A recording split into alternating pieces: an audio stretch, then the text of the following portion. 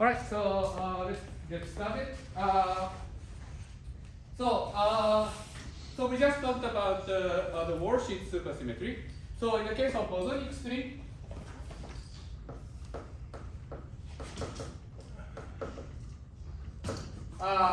we have the worldsheet theory is diffeomorphic invariance theory.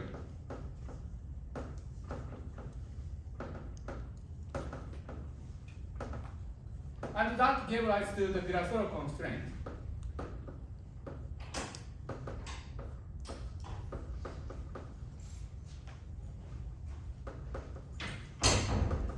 And then A is determined to be 1, and the critical dimension is determined by 26. So this was required, in your presentation, this was required by consistency between the conformal gauge fixing and light cone gauge fixing. But you can also derive it in a variety of other ways. From light cone point of view, light cone gauge fixing point of view, this can be derived from Lorentz invariance in the target space.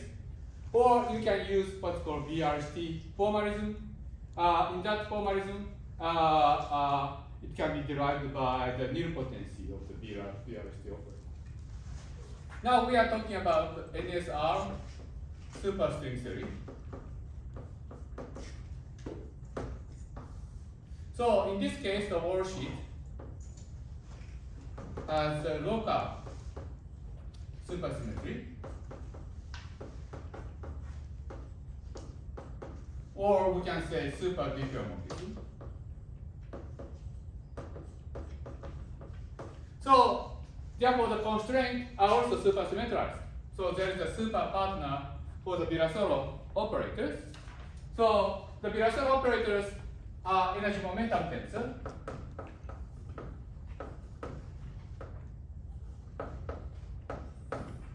And then this is the expansion of the energy momentum tensor. So I'm doing this for the left mover. And then there's a corresponding formula for the right mover.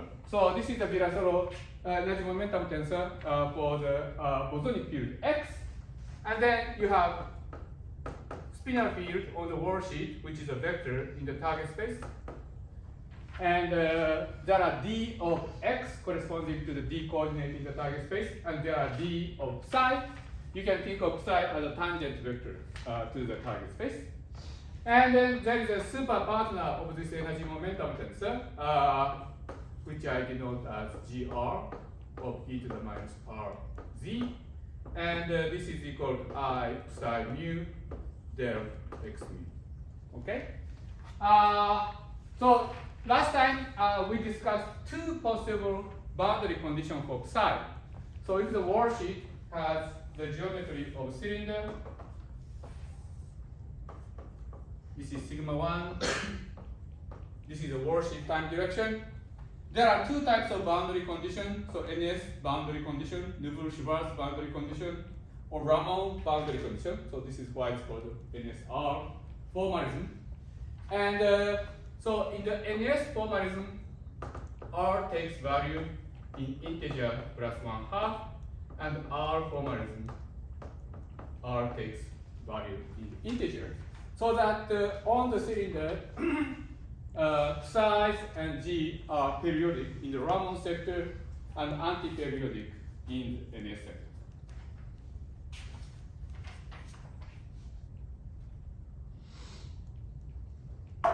Okay?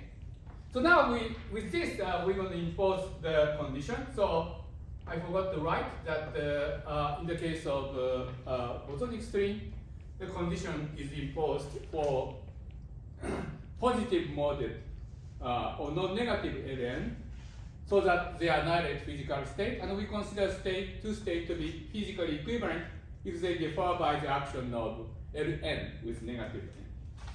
So we do the corresponding thing for these generators. So we impose a condition that Ln minus A prime of delta n0. I wrote n prime because this A can be different from this A for the physical state. For n greater than 0.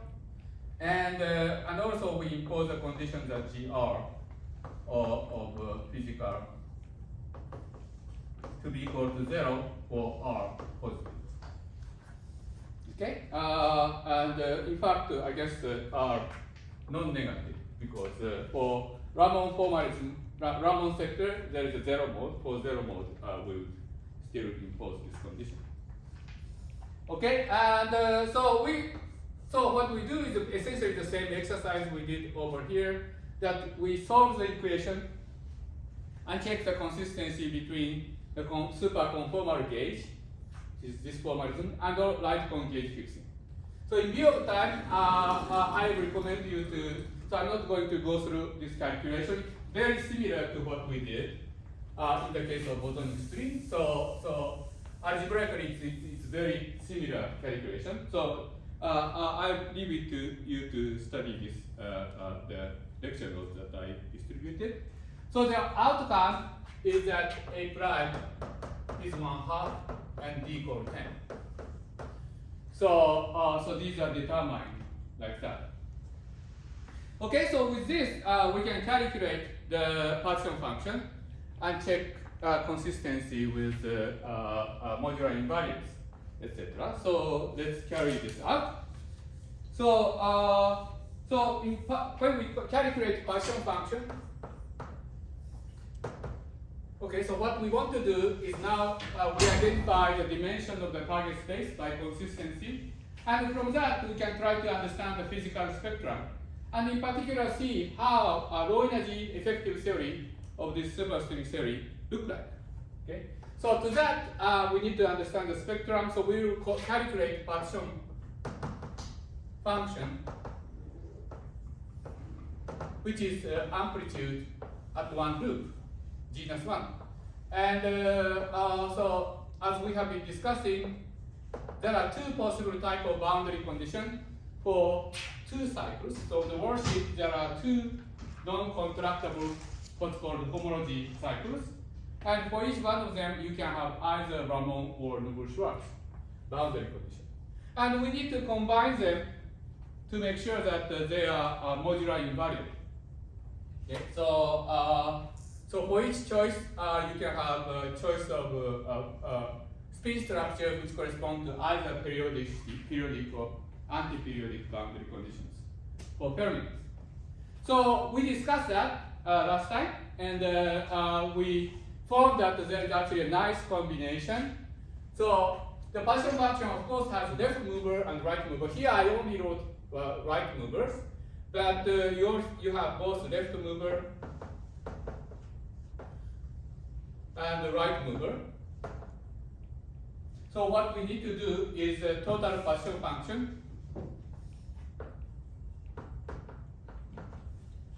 is a sum of product of left moving partition function and right moving partition function. But it turns out that in this superstring theory in flat 10-dimensional space, we can just have this factorized into left mover and right mover. And the left moving partition function depends only on tau, and the right moving partition function depends only on tau bar. So this is what we discussed last time. So left moving partition function is sum of 4 terms. So you can have NS boundary condition, which means that these fermions are both anti-periodic in both of these directions, and plus NS Ramond.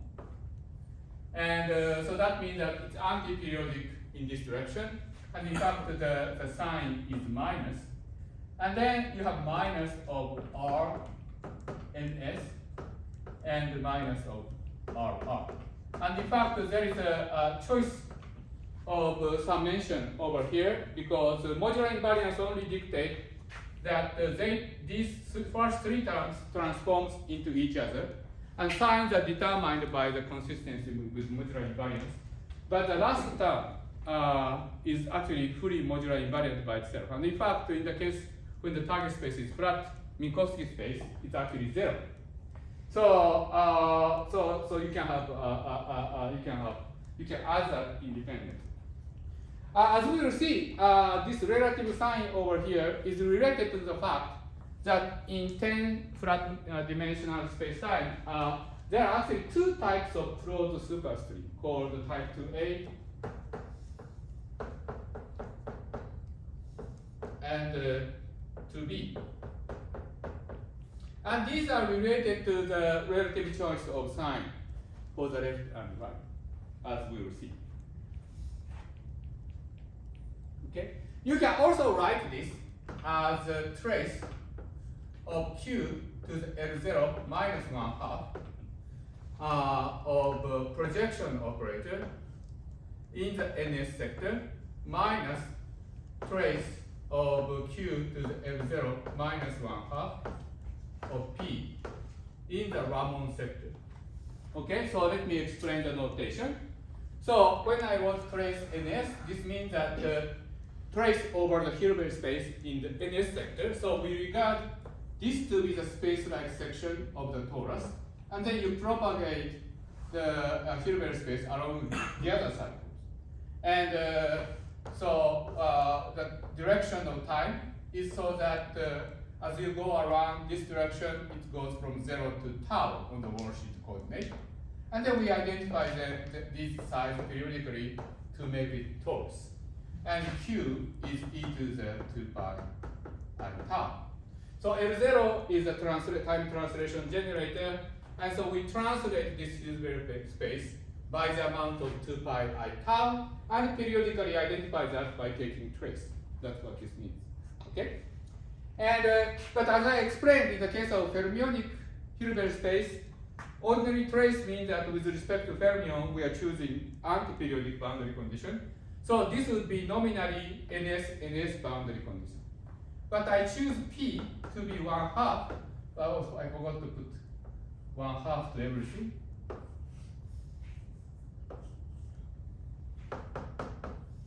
To normalize it correctly, so you can have this times -1 to the fermion number. And so that if you insert -1 to the F over here, the boundary condition in the time-like direction, imaginary time-like direction, become periodic. So this 1 in the NS sector corresponds to the first term.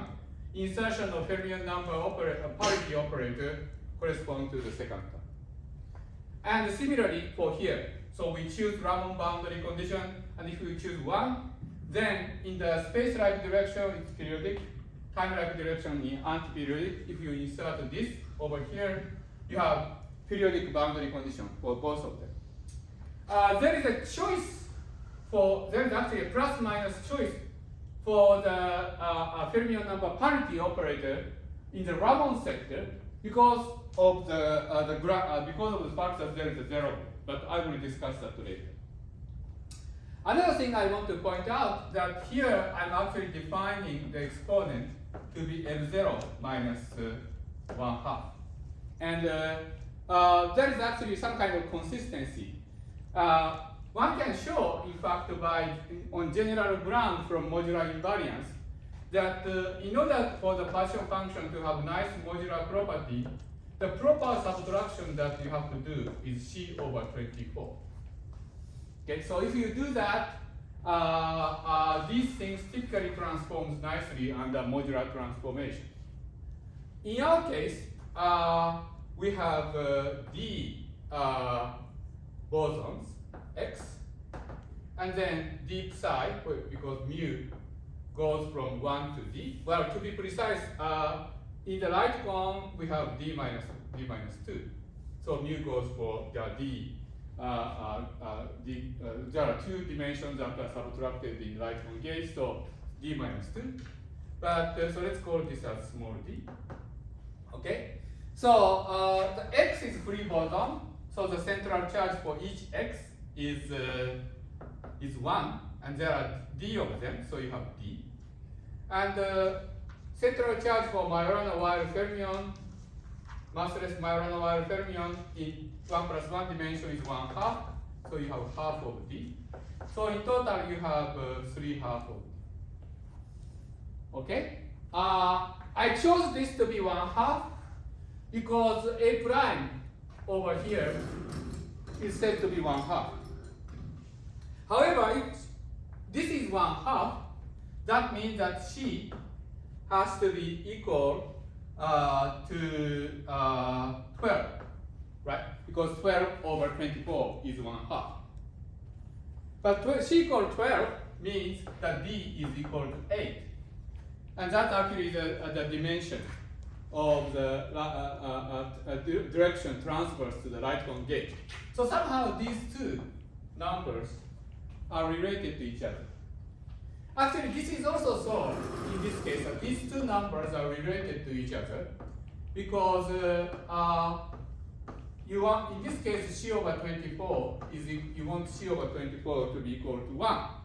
But it's a bosonic string, so that means that C equal 24 means that the right cone transverse direction must be there must be 24 directions. And if you add 2, you get 26.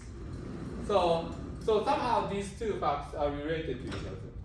So anyway, so this is the calculation. So from that, we can try to sort of recover the physical spectrum. Okay, so let's try to look at the physical spectrum.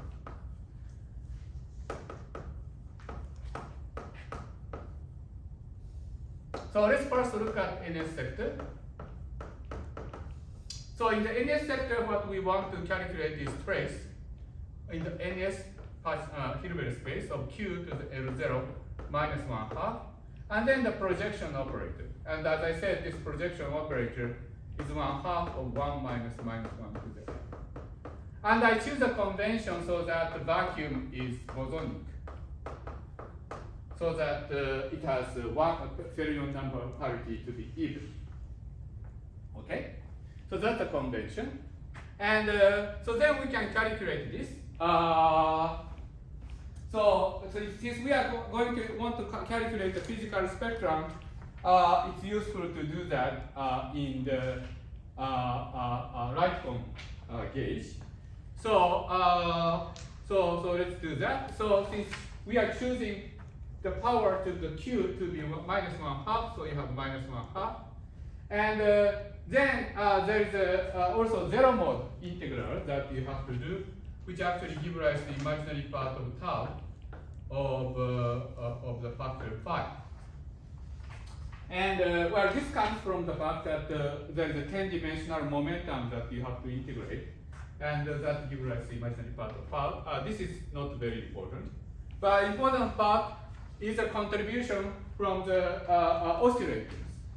So remember that in the NS sector, what the Hilbert space looks like. The Hilbert space is generated by the following things. So you have a vacuum, and you have harmonic oscillators,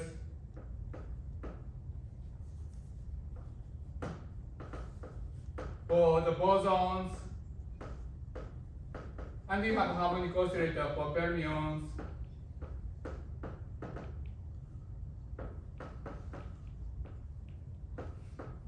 acting on the vacuum, etc. Right? So this is sort of the basis of the Hilbert space. So there are 8 bosons because d minus 2 is 8. So there are 8 transverse directions to the right cone gauge. So mu can be in any one of these 8 directions, and for each of them there are oscillators. So, but these are bosons. So this obeys the Bose-Einstein statistics.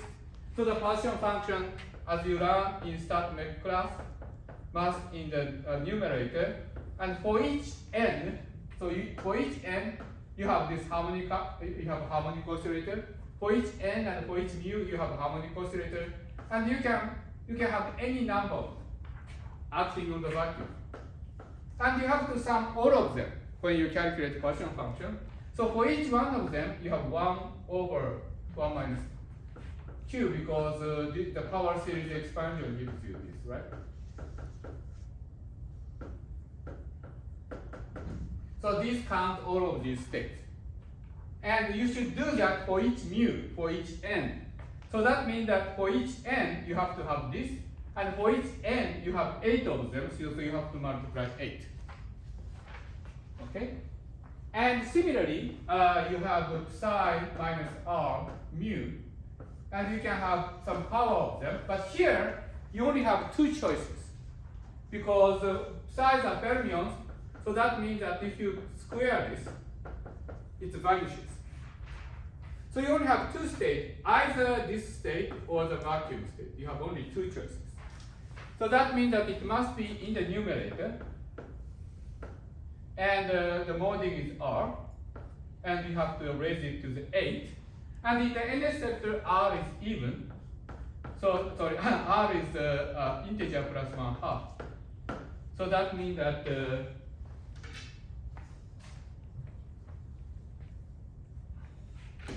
that means that it is R is equal to 1/2, 3/2, 5/2, etc., or 1 plus Q to the R to the 8.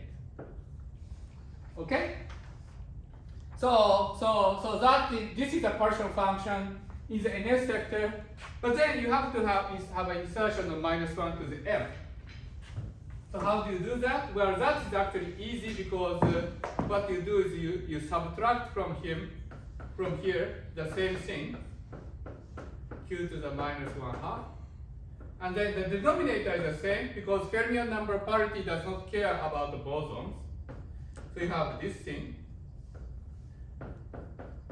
What's different in the numerator? So you have a product over R. The R is again 1/2, 3/2, 5/2, etc. But fermion number parity means that if you excite one fermion, it comes with minus sign. And that happens for each of the fermion excitation operator. So that can be taken into account by putting minus sign over here. And then you raise it to the power 8, and then you take the difference and multiply by 1/2. Okay, so this is a partial function. Okay, so let's see how it looks like. So this part is common. So I write it over here.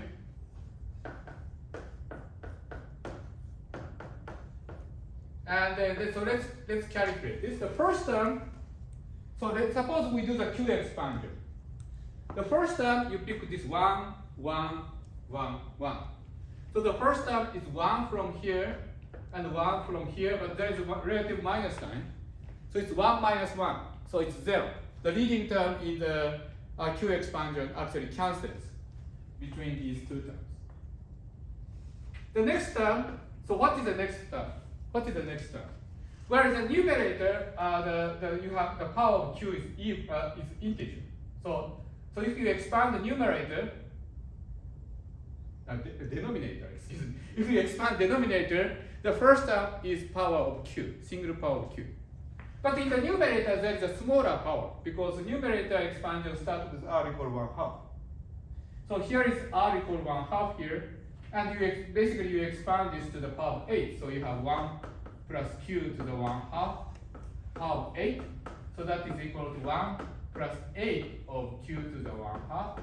And the next one is 32, I guess, and Q, etc. Right? So that means that you have 8 of Q to the 1/2. Okay? So here you get minus 8 to the Q of the 1/2, but there's a minus 8.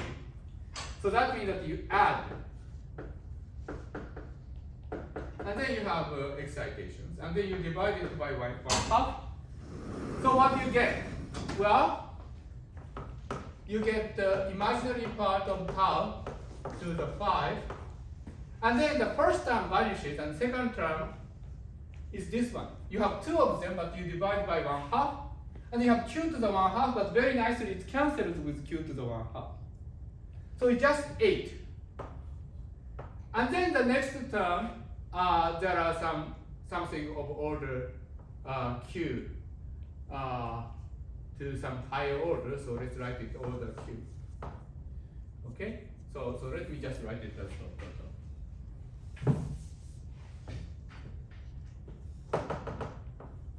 okay, so this is an answer for the NS sector. So there are 8 physical states.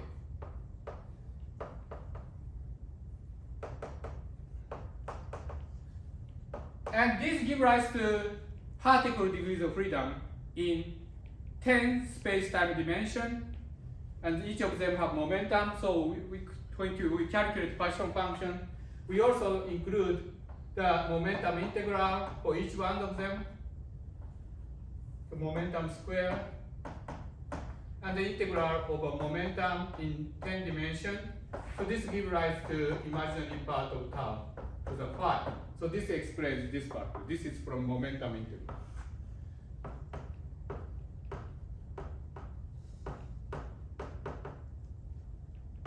Okay. So that means that there are 8 particles from the left mover, and these are all physical. Now, from the right mover, there are also 8 particle excitations.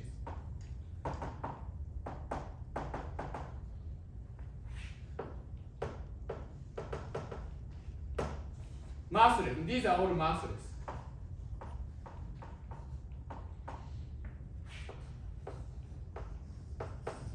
So therefore, if you calculate the total partition function, which is equal to the left moving sector partition function and right moving partition function, then it starts with 8 times 8 plus order some expansion. Namely that these are massless particles and then there are massive particles.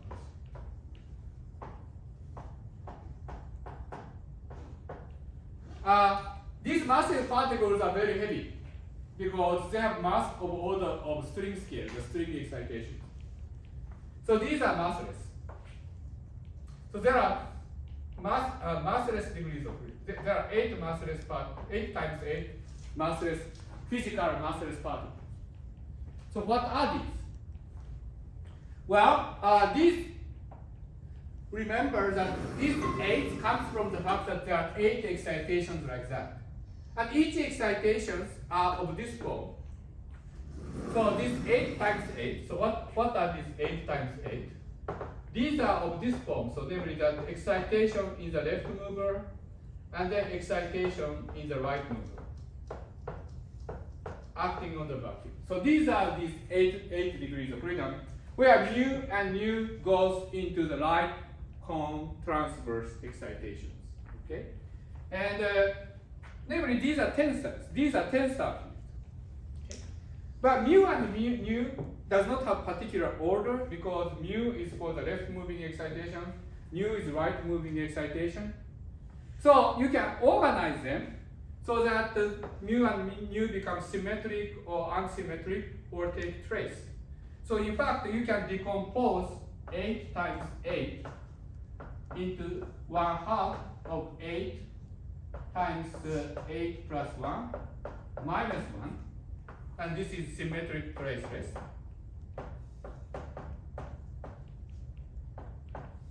Plus 1/2 of 8 times 8 minus 1, this is unsymmetric. Plus 1, this is the trace part of this mu and nu. So you take trace of this and then you have additional 1 particle. And this is scalar. So therefore, you have one massless scalar, you have one unsymmetric tensor field, and one symmetric tensor field, all massless. And they have to interact with each other in a consistent manner. Now, I pointed out earlier by citing Weinberg's theorem that if you look at the effective theory which contains massless, symmetric 2-by tensor field, then it must be graviton. The consistency of the S matrix requires that if you have a symmetric rank 2 tensor massless field in space-time, then assuming a few physical assumptions, that particle should interact exactly like gravitons. So that was Weinberg's theorem. So according to the Weinberg theorem, this must be graviton. So the massless degrees of freedom in the NS sector consist of graviton and some antisymmetric tensor field and some remaining scalar field, which we're going to identify as a Dilaton field, whose expectation value control the coupling constant of string.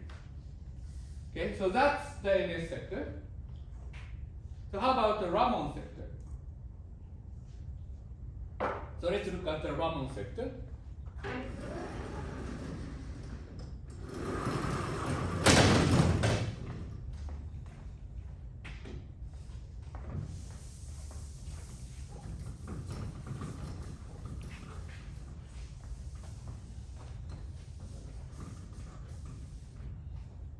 So in the Ramond sector, the fermionic field is expanded with integers. And they obey this commutation relation.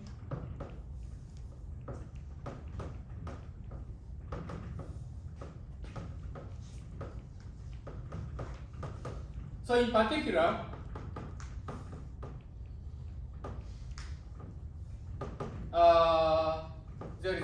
there is a zero mode commutation relation, which is same as the 8D Dirac matrix. 8 because we are talking about right cone now. Okay. So we have 8D Dirac matrix. And so when we talk about parity, the fermion number parity operator,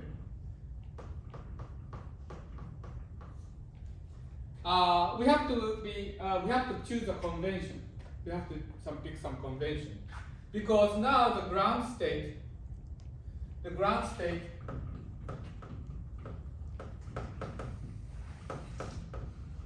the Ramond sector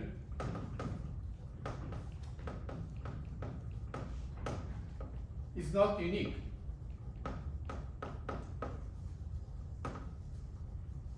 But are spinors. Okay? These are spinor fields. And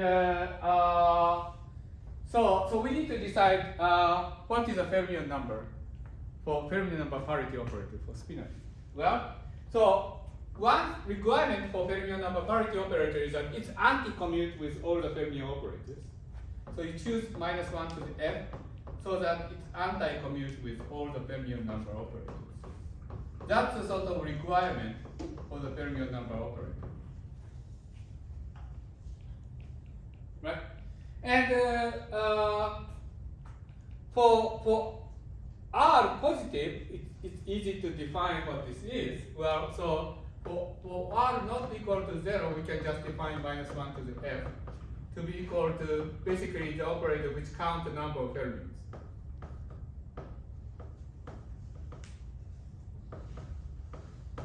Right. So if you do that, so if you count the number of fermions, so if you count the number of fermions,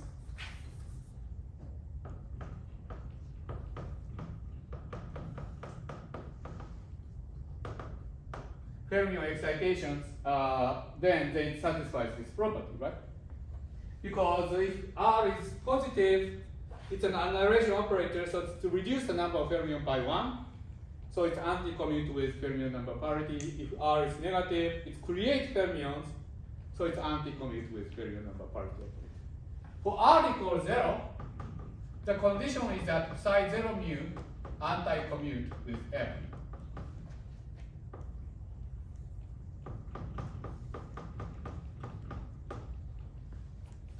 You can construct such operator by saying that F is equal to psi 0,1, psi 0,2, etc., psi 0,8. The product of all the Dirac matrices, because they anti-commute with F if the space-time dimension is even. Because if you try to commute with F with any of these directions, well, there are 8 fermions. One of them is the same as mu. So if you hit that mu, then you don't do any anti-commutation relation. For all other mu's, they anti-commute because of the Dirac commutation relations. So there are actually, so if you have product of all these 8 directions, the psi for all these 8 directions, if you multiply psi mu from the left, one of them is mu. And the remaining ones, there are 7 of them. So that means that if you anti-commute with them, you anti-commute 7 times, you get the minus sign. So that means that this is equal to minus of psi mu, psi 0 mu, and minus on the left. Minus sign. This is what we use to define wild Fermi, right? In 4 dimension, for example, we define it as psi 1, psi 0, and psi 0, 2, etc. And these are called gamma phi, for example. This is 8-dimensional general sort of version of the gamma phi. But you can have a choice of the sign. And that corresponds to the question of whether you project wild fermion to the left or right. Okay? So that's the choice you have to make. Okay? And it doesn't matter which choice to make because it's just a matter of convention. And in fact, if you do the parity transformation in space-time, it gets free. But there is one thing that that would matter later, which is that we have to take product of left mover and right mover. So in fact, we will see that the relative choice of the sign here between left mover and right mover does matter, and it gives rise to different kind of series. Okay, so and it will make difference in physics of string theory. Whether you define this projection operator with the same convention for the left and right mover or opposite convention. Okay, so anyway, so this is a definition of fermion number parity operator. So we define for non-zero part, the fermion number parity operator is defined to count the number of fermion number excitations. And for zero mode part, it's just a wild projection related to the wild projection operator.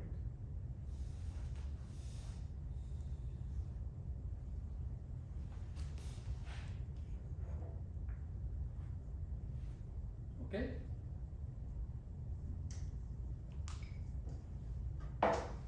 Okay, so let's just calculate this. Now we just calculate trace q to the r, q to the L0 minus c over 12. And then insertion of this projection operator, where projection operator is 1/2 or 1 plus minus 1. Okay. Okay. So what do we do? So this is equal to imaginary part of tau to the phi, q to the minus 1/2. And you have, as usual, the product of n is equal to 1 to infinity or 1 minus q to the n to the 8, because that's what we had before. And however, there is an additional thing, which is that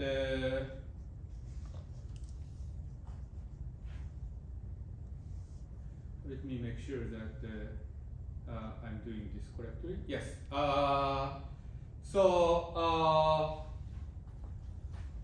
Okay. Yeah. Maybe I should transcribe it over here because the space I don't have enough space here. So let me write it over here.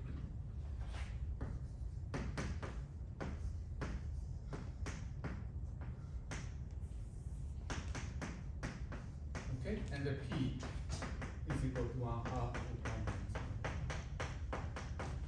Okay, and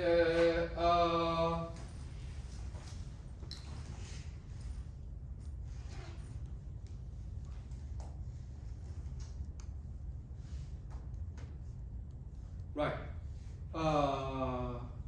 right. Okay, so you have that is equal to imaginary part of tau to the fifth q to the minus 1/2.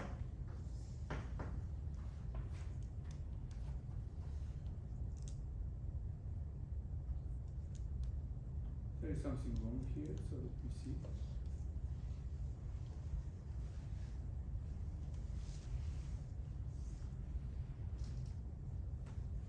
Oh yeah. So now I have to remember. So in Ramond sector, the other thing I need to do is that the L0 acting on the ground state, the conformal dimension of the ground state is not equal to 0. Because what happens is that so the ground state of NS sector is defined to be 0. The energy of the ground state, the NS ground state is supposed to have 0 energy. But to go to the Ramond ground state, we need to act the operator which creates a branch cut for the fermions. And this is the operator we discussed earlier, that if you have a single fermion, if you have one fermion, in order to go from Ramond space sector to NS sector, you have to change the boundary condition for the fermions. So if fermion goes around the some origin, and suppose you have a Ramond operator at the origin, when fermion goes around and get minus sign, you have to put some operator over here, and this operator has non-zero conformal dimension. And the conformal dimension of this operator is 116. So this is something we discussed last lecture where we talked about Ising. Ising model has 3 primary fields: the identity operator and spin operator and energy operator. The spin operator changes the boundary condition for fermions from NS to Ramond and Ramond NS, and that operator has conformal dimension 1/16. So for each space-time directions, the ground state of Ramond ground state has conformal dimension 1/16. So that means that in total, the ground state of Ramond sector has a d over 16 conformal dimension. Now d is 8 in our case, so that means that ground state has q to the 1/2, 8 over 16. So actually, we have to remember to multiply that, and then we also have to count the number of ground state. Okay, so if you have a spinner in d dimension,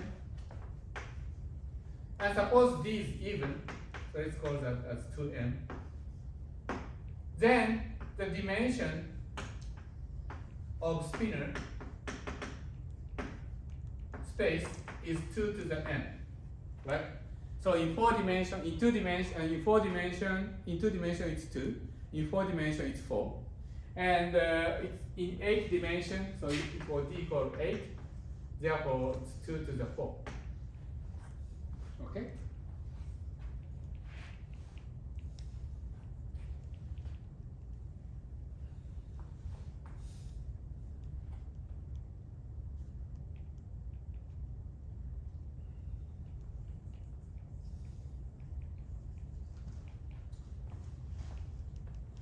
So there are 16 of them. Okay.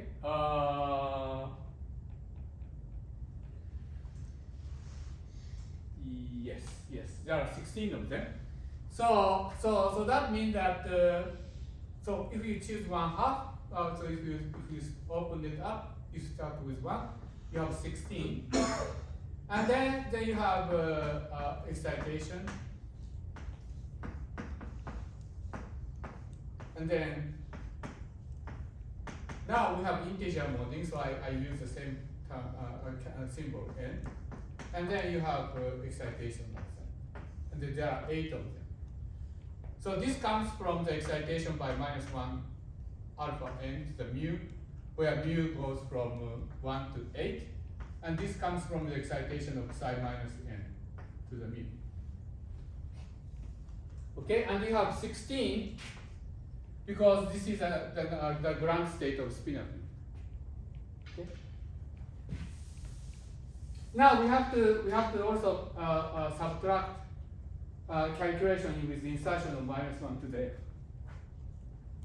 Okay, so what is this? Well, so if you calculate trace of -1 to the f, q to the L0 minus 1/2 in the Ramond sector. In the ground state, we have to take calculate -1 to the f traced on the spinor Hilbert space. We have 16-dimensional ground state. 8 of them has positive eigenvalue for the fermion number parity. 8 of them has negative eigenvalue. Because remember that -1 to the f is a product of these Dirac matrices for the ground state. Half of them has positive chirality, half of them has negative chirality. So it's actually 8 minus 8. And then you have the product of n equal 1 to infinity of 1 minus q to the n to the 8. And then one have n equal 1 to the infinity 1 minus q to the n to the 8. Okay, you have the same thing in the numerator and denominator. This comes from the same oscillator, alpha, the bosonic oscillator. And this one comes from the psi, but I get the minus sign because I'm inserting fermion number parity operator. So interestingly, so they cancel, so it's actually 1. But it's multiplied by 0. So this contribution is 0. And then you get 1/2 because I'm supposed to be projecting. This is supposed to be projection operator. Okay, so what I end up getting is that you get imaginary part of tau to the 5, 1, and in fact 8, because it's 16 but divided by 8/2, so it's 8, times n equal 1 to infinity 1 minus q to the n to the 8, and then product. Okay, so this is the answer.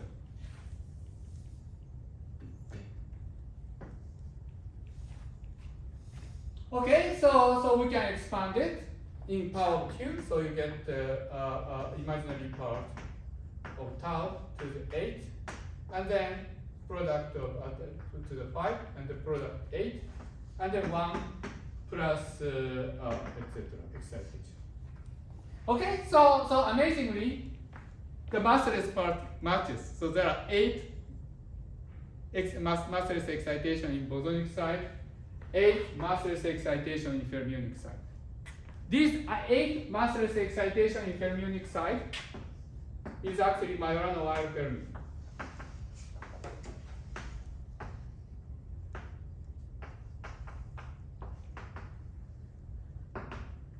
These are fermions because they transform the spinor, and so by spin statistics they should be fermions. And they are Majorana wires because these are real excitations, and these are wire fermion because this for ground state this is a wire projection. It's project into particular chirality. I told you that for Euclidean signature space-time, in dimension 0 mod 8, the Majorana wire fermion is possible. That you can Majorana condition and wire conditions for spinor fields are compatible, and so that's why this is possible in 8 dimension.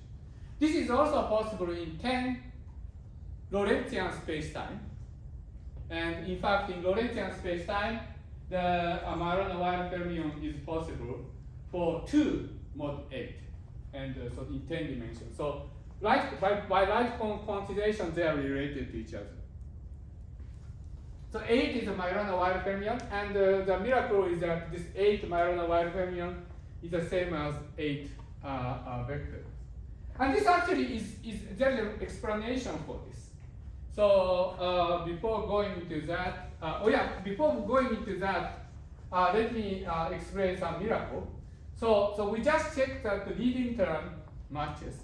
But in fact, you can show that to all order in Q expansion, this partition function here and this partition function here coincide, which is to say that 16 times n equal 1 to infinity 1 plus q to the n to the 8 divided by, I somehow I shouldn't have written it over here, but it's okay.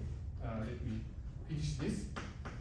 n equal 1 to infinity 1 minus q to the n to the 8 is equal to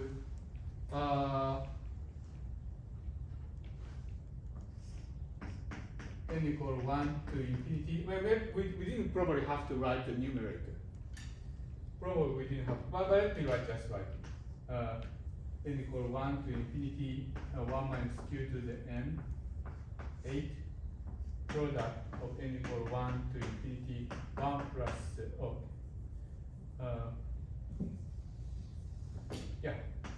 n equal 1 to infinity 1 plus q to the n minus 1 half 8 minus maybe I didn't need to write the numerator, so let me simplify it. So there is this miraculous formula 16 of n equal 1 to infinity 1 plus q to the n to the 8 is equal to n equal 1 to infinity. We need q to the minus 1 half. 1 plus q to the n minus 1 half, 8 minus q to the minus 1 half.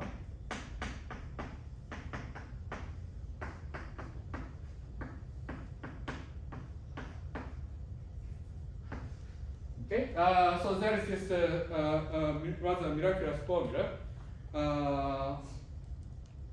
that is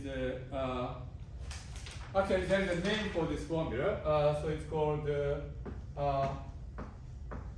equatio identica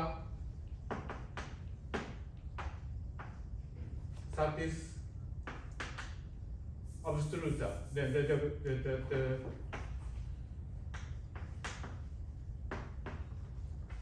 It's a surprising, it's a surprising formula that that you can actually check in mathematics or whatever, that you can expand both sides in power of q and check to any order you would like to check that this satisfies. So this is rather non-trivial identity in this modular forms.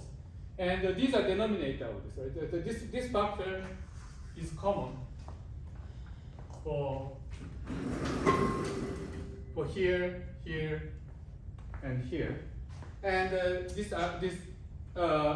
guarantees that to all order in Q expansion, the number of bosonic state in the NS sector and number of fermionic state in Ramond sector matches up. So this is sort of explanation of space-time. This is sort of evidence for space-time supersymmetry in string theory. We still need to check that interactions are also respecting supersymmetry, but this shows that the physical spectrum of particles in superstring theory is matches fermions and bosons. We have to multiply this imaginary the numerator denominator, and also we have to divide by 1/2.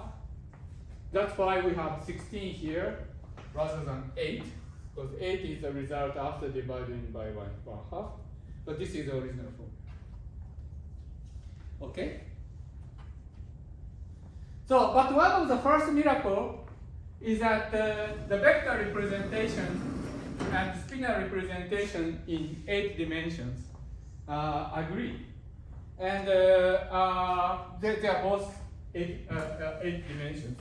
And this is actually a part of a more important feature of 8 dimension, and in fact, dimension multiple of 8. And so let me explain this. Okay, so in order to explain this, it's useful to remember how to construct this operator which maps NS sector to Ramond sector, because eventually we want to discuss space-time supersymmetry, and in order to construct space-time supersymmetry operator, you need an operator which maps NS sector to Ramond sector, because that's what space-time supersymmetry does. So we need to look into that. Let me briefly do that. So we have these 8 fermions. So mu goes from 1 to 8. Very often it is convenient to, if you have 8 real dimensions, it is often convenient to combine 4 pairs of them into complex coordinate. So what I do is that I define psi 1 to be psi 1 plus I psi 2, psi 2 to be equal to psi 2 or psi 3 plus I psi 4, etc. And then the complex conjugate.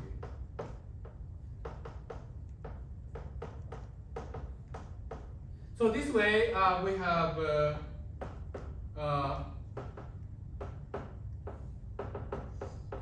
4 complex fermions, right? There are 4 complex fermions. And so these complex fermions can be bosonized in the following way.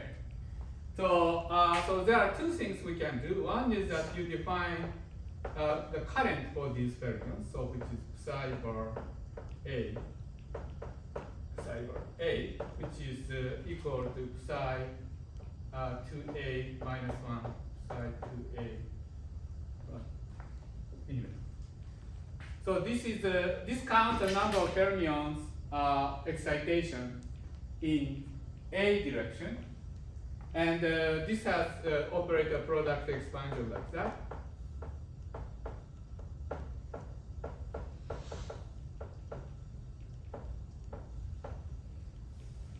And so because of that, it suggests that we can write JA as a derivative of some scalar.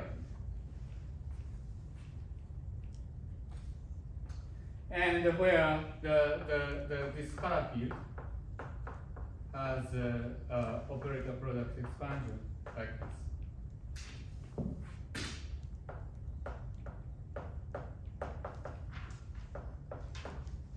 Okay, so the origin of this scalar field is the discussion we had about the scalar field whose value is a circle. So remember that earlier we discussed the following things. So scalar field taking value on circle, namely that from the worldsheet map to a circle of radius r. So I hope you remember the discussion we had here. So what this means is that the scalar field takes value in R, so R phi is periodically identified with radius R. Okay. And so one of the features of this conformal field theory in 2 dimensions, so Lagrangian is density is given by this. So one of the features of the conformal field theory like that is that it exhibits a very interesting duality called T duality, which gives you the equivalence for the theory at R and 2 over R. So if you consider string, if you consider scalar field which takes value in the circle, there is a winding number and momentum, but they can be exchanged, and if you exchange momentum and winding number, R goes to 2 over R. So the moduli space of this conformal field theory is half line, where here is R is equal to square root of 2. And in this radius, we have SU2 symmetry. If you go back to your note, you'll see this discussion, where there are 3 currents, J3, which is I del phi, and then J plus minus, which is e to the plus minus I of square root of 2 of phi. Okay, so this is self-dual radius. And then there is another important radius, which is R equal to 2. And this is the free fermion radius.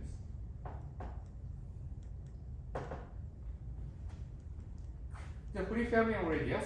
And the fermions are constructed as e to the I phi, and psi bar is equal to e to the minus I phi. So the scalar field theory at this radius is equivalent to the free fermion. But to be precise, it's a complex free fermions, namely that a pair of Majorana wire fermions. Because central charge for this theory is 1. For each Majorana wire fermion, central charge is 1/2. So this is actually complex free fermion. Because C is 1. So you have psi and psi bar. So this is exactly what we have here. You have psi and psi bar. Okay? So what we are doing is that you have 8 space-time dimension. You turn that into 4 complex dimensions, and for each one of them, we have a scalar field like that. Okay? And that's what we get. And then with respect to that, psi A is e to the I phi A.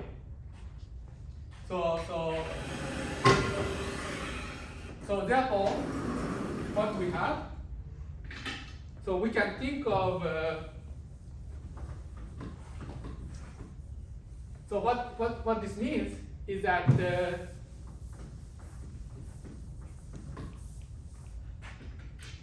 we start out with 8 Majorana wire fermions.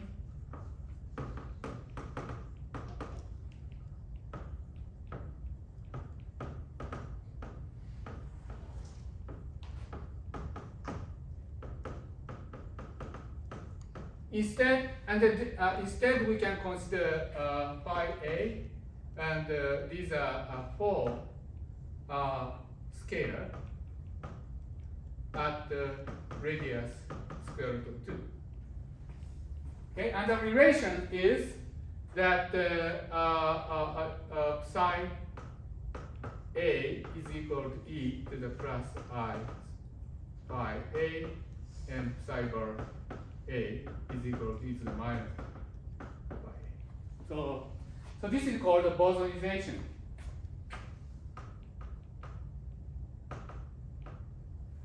Because we are turning fermions into bosons. So in 2 dimensions, these descriptions are equivalent.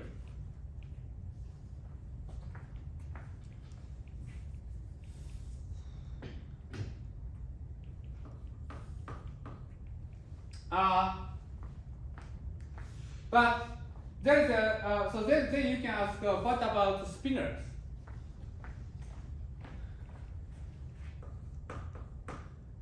So these are vector representation. So these are vector representation.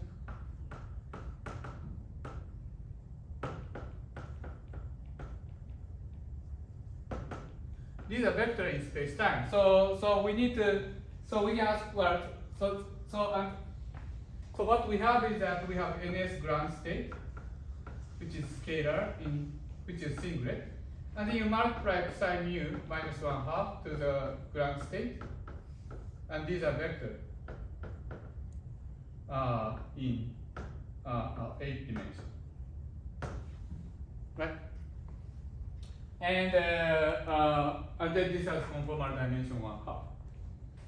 You can also consider spinor representation in 8 dimensions, and this is the same as Ramond ground state. As we saw that the Ramond ground state is spinor because the zero mode of fermion makes a Dirac representation.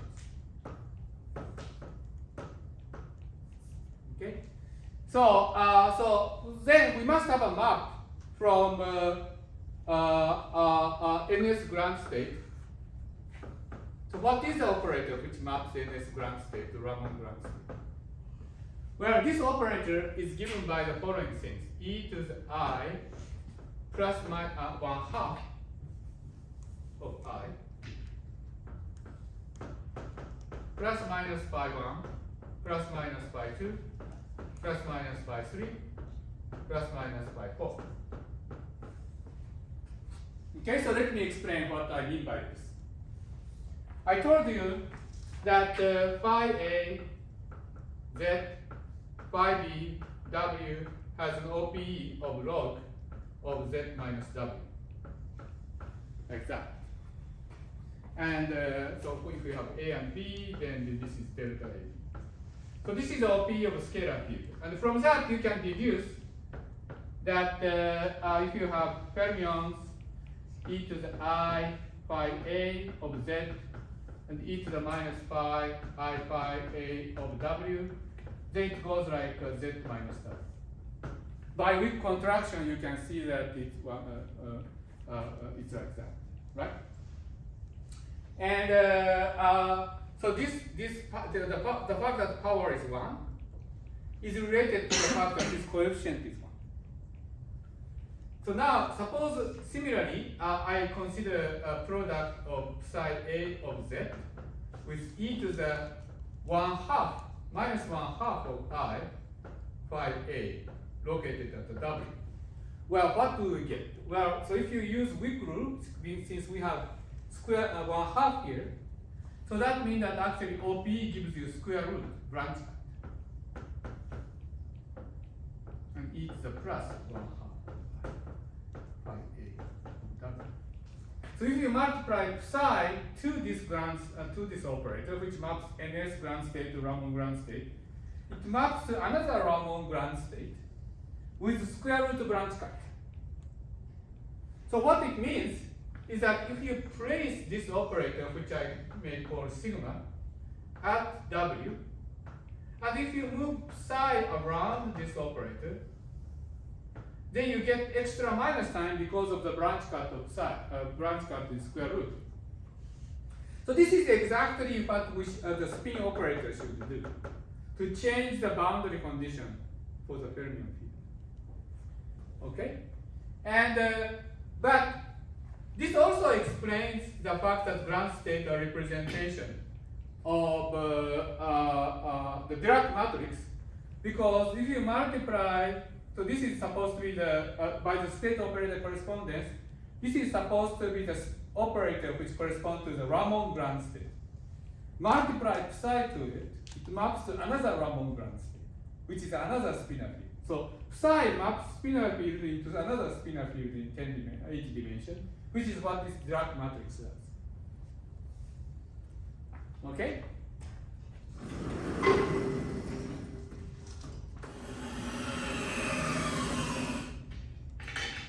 So let me summarize.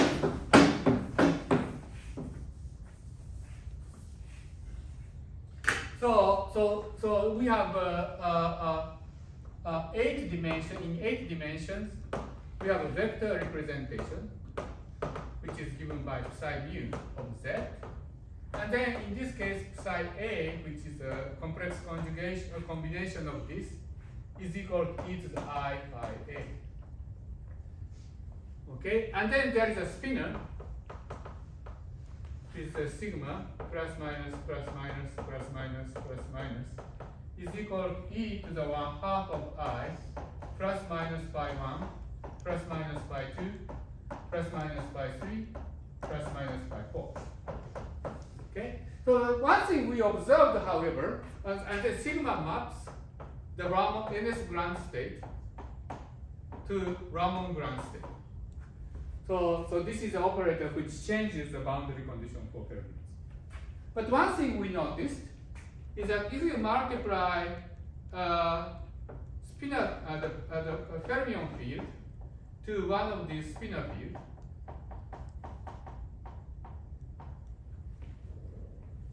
then you get 1 over z minus w, and then the sign of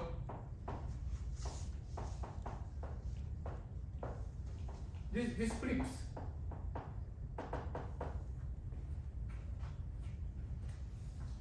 Because, so this corresponds to A. So this is the case when A is 3, but any one of them, if you act this, the plus or minus flips, because this is equal to e to the I phi a. So if we act on the minus, it becomes plus, right? So it flips the plus and minuses. It flips the plus and minuses. And so, but on the other hand, we also know that psi mu 0 anti-commute with this parity operator. This also has this property.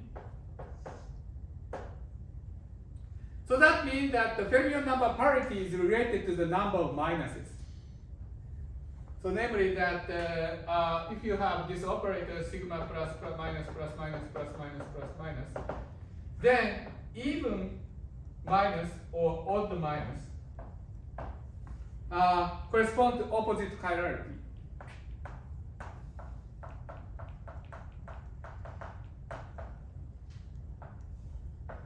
Namely, that parity of the minus sign, number of minus sign, is related to the chirality of the fermion.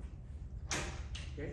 And there are 8 of them which have even number of minuses, and there are 8 of them which have odd number of minuses. So therefore, there is a 8 chiral representation and 8 antichiral spin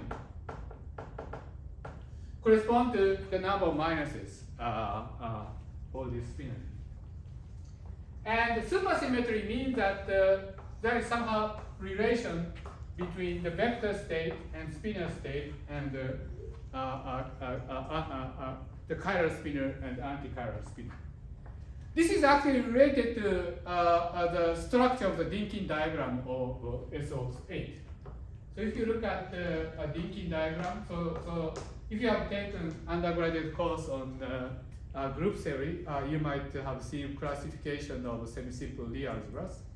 And in semi-simple Lie algebra, you can organize the structure of Lie algebra, in particular the root system, in terms of Dinkin diagrams that you can organize. And then in particular, the Dinkin diagram for SO8 has this structure. The SO2n group is called simply based, which means that these links are all of the same length. And there are nodes, and this explains the root structure. But another use of the Dinkin diagram is that each of these nodes correspond to some basic representations. And so this corresponds to vector representation, and this corresponds to spinor representation, and this corresponds to so this corresponds to chiral spinor, and this corresponds to antichiral spinor. Okay, so miraculous thing about SO8 is that Dinkin diagram is symmetric under rotation of this diagram, which means that as far as representation is concerned, that all these 3 different representations have exactly the same structure. So this is sort of a reflection of supersymmetry in 8 transverse right one direction and 10 space-time dimension. Something like that also becomes important when we discuss heterotic string construction. So please remember this structure. Okay, so there is one more thing I wanted to do before I will finish, which is to talk about combining this left mover and right mover.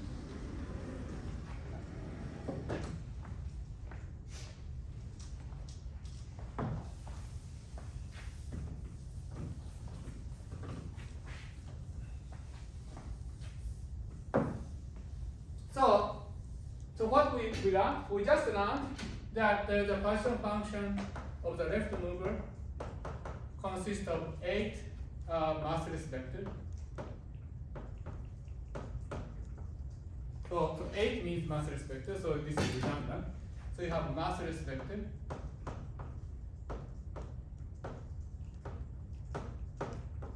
representation minus massless spinor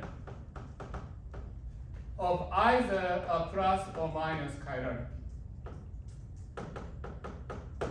Plus or minus refers to the fact that when you consider gamma 11, well, it's in 10 dimension or 8 Lorentzian signature. So we have gamma 11, which is basically the product of all of these. We can have eigenstate of fermions, space-time fermion, which can be either plus or minus sign. So we have a choice. So we have we can choose either plus chirality or minus chirality. Okay, so we have a master spinner with either chirality, and these are fermions minus the bosons. Right? So this is the structure of the left mover. So right mover has the same structure, so you have massless vector minus massless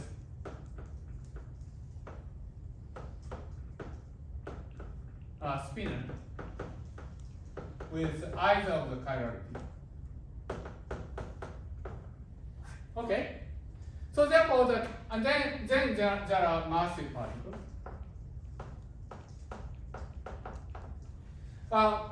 There are two important things. One is that there's an exact space-time supersymmetry, which we just checked by using this surprising identity. So there's a supersymmetry, and another thing is that tachyon was cancelled out by the projection operator. And but those are of course related, because if you have supersymmetry, the vacuum is stable, so there is no space for tachyons too. But now we have to combine them to get total Partition function, which is the product of left mover times the right mover. So you can ask, well, what are the sort of bosonic degrees of freedom? There are two sources. One is massless vector times massless vector, which means that we have a massless tensor.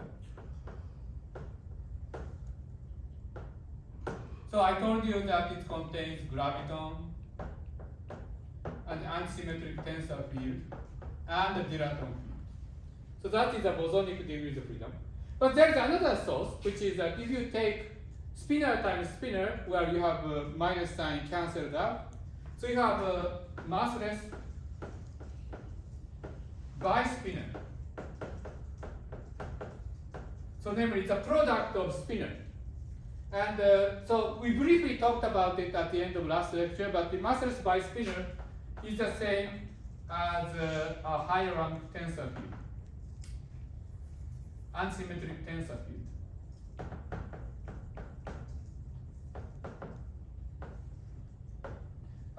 With some self-dual property. So we have some kind of tensor field coming from product of this. But we have to choose this chirality.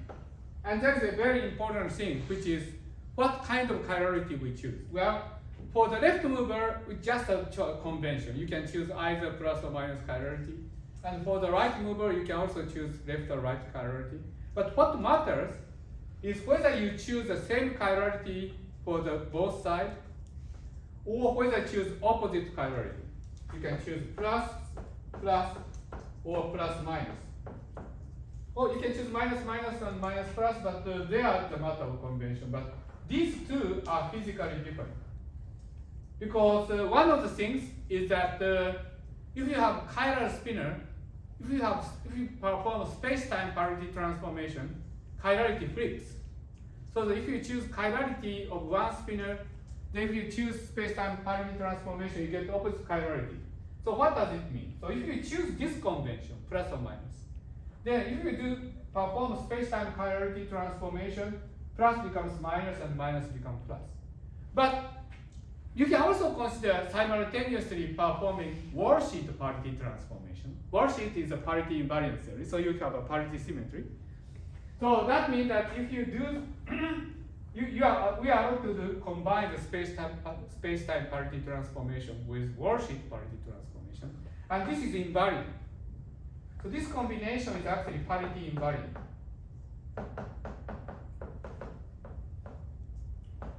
If you define space-time parity transformation as combination of space-time parity and worldsheet parity transformation, then this theory is invariant. This theory does not have that invariance, because if you do space-time parity transformation, it becomes minus and minus.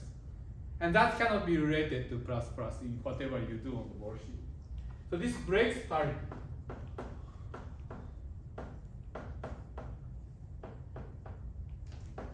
This breaks parity in space-time. So therefore, these are physically distinct theory. So this theory is called 2A, and this theory is called 2B. Okay. And you also have this cross term. So namely the vector from the NS sector and the spinner from the Ramond sector and the opposite. So you have, so that means that you have fermions, which is a vector, times spinner. Okay? So namely that these are gravitinos.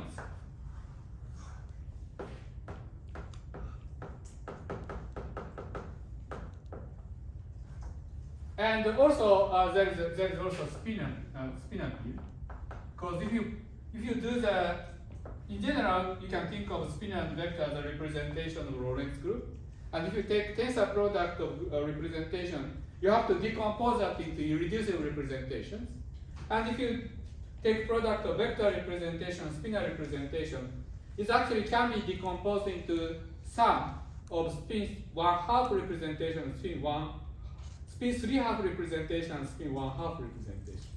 So you get the vectors and spinor. Therefore, you have spin 3/2 representation, which are gravitinos, and you have spinors. And you have two objects, because you have two cross terms, this and this and this and that, and both are fermions. But again, in 2A case, these two fermions have opposite chirality. So you get two gravitinos with opposite chiralities.